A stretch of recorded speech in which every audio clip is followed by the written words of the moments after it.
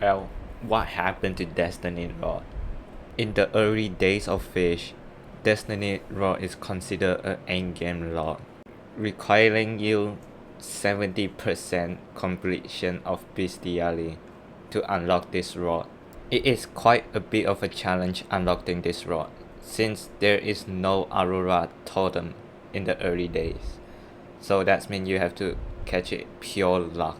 Being an endgame rod, it still has a downside, being that it's minus 10% road speed and max kilogram of 2000.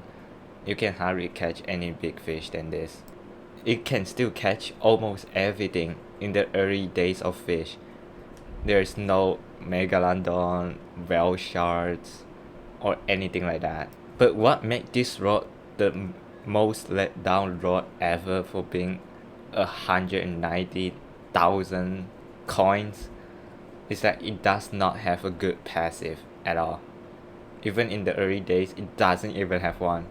Passive of it is only give you 5% higher chance of catching sparkling and shiny mutation fish, which I don't think is quite useful since you can just gamble them.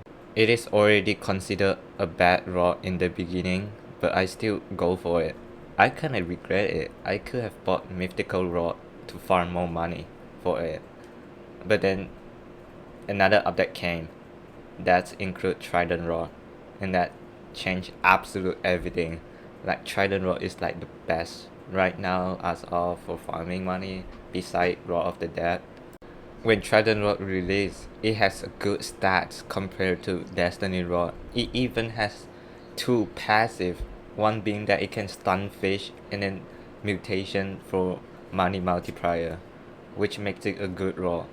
Not to mention the 20% raw speed and 6,000 kilogram that can catch almost everything in coming updates.